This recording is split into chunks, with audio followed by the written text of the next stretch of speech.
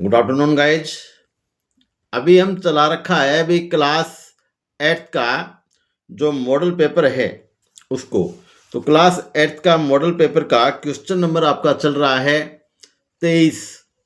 देखो, part 3rd के अंदर 3 पैसेज आएंगे 10-10 नंबर के। मैंने आपको तीनों पैसेज करवा दिए हैं। और अब जो आपके आ रहा है वो आएगा क्वेश्चन नंबर 23, यानी पार्ट नंबर 3 का। क्लास 8th में पार्ट नंबर 3 का ये 23वां क्वेश्चन है, 23 नंबर क्वेश्चन है, जिसके अंदर आपको कोई स्टोरी जो है उसकी कुछ लाइनें दी जाएगी और लाइनों का जो सीक्वेंस है वो सही नहीं होगा, यानी क्रम जो है वो सही नहीं होगा, आगे पीछे होगा। आपको बड़े आराम के साथ पूरी स्टोरी के लाइनों को पढ़ना है और उसके बाद आपको सही सीक्वेंस में लिखना है, यानी सही क्रम में लिखना है। देखो यहां दे रखा है क्वेश्चन नंबर 23, है ना। Rearrange the following sentence in correct sequence, अर्थात जो नीचे सेंटेंस वाक्य दिए गए हैं उनको सही क्रम में दोबारा लिखो। तो यहां 5 आपको वाक्य मिलेंगे, 5 नंबर के, एक वाक्य 1 नंबर का, बहुत ही सरल, फ्री के नंबर है ये, फ्री ऑफ कॉस्ट। देखो, they promised to help each other, उन्होंने एक दूसरे की सहायता करने का वादा किया। The other friend lay down on the ground, दूसरा मित्र जमीन पर लेट गया।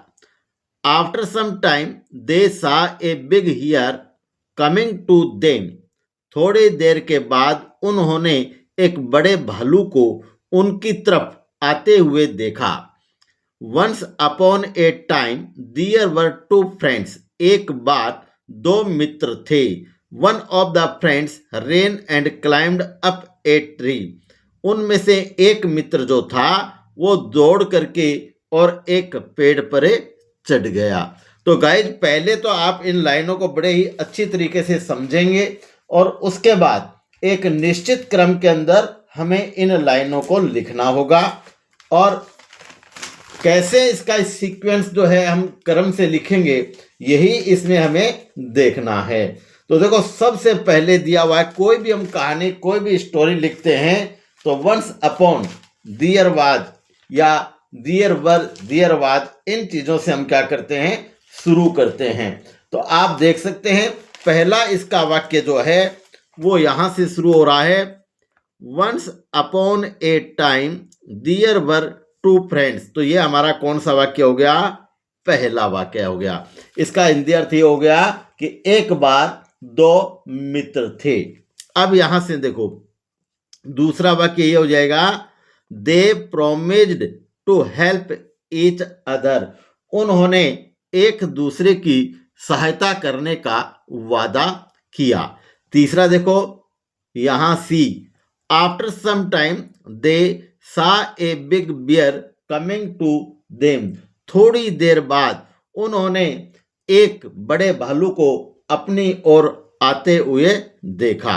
4 नंबर में यहां ई हो जाएगा, one of the friends rain, उनमें से एक मित्र दौड़ा, and climbed up a tree, और एक पेड़ पर चढ़ गया। और लास्ट क्या रह गया, the other friend lay down on the ground, दूसरा मित्र, तो यहां 5 आ जाएगा, दूसरा मित्र जो है वो जमीन पर लेट गया।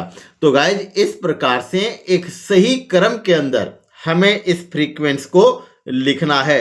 ये क्वेश्चन नंबर 23 यानी 23 नंबर प्रश्न आएगा और फ्री के इसके नंबर होते हैं, अर्थात इसमें जो सेंटेंस दिए गए हैं उनको एक सही क्रम में आपको लिखना होता है।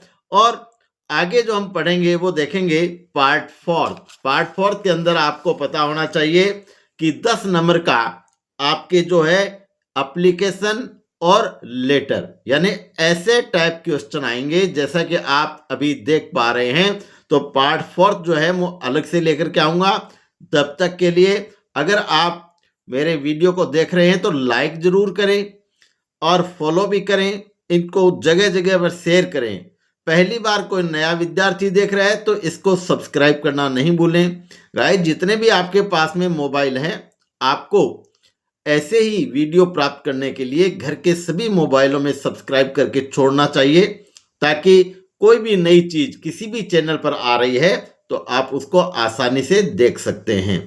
तो मैं आज आपको जो अभी हम पेपर कर रहे हैं वो था कक्षा 8 इंग्लिश का पेपर है। एनुअल एग्जाम के लिए मैं करवा रहा हूं इनको। हमने पार्ट फर्स्ट पढ़ लिया, सेकंड पढ़ लिया और थर्ड हमारा पूरा हो गया। अब पार्ट फोर्थ जो होगा, जिसके अंदर हमें क्या करना है कि पार्ट फोर्थ में 24वां क्वेश्चन जो आएगा वो आपके एप्लीकेशन और लेटर में से एक करना होगा।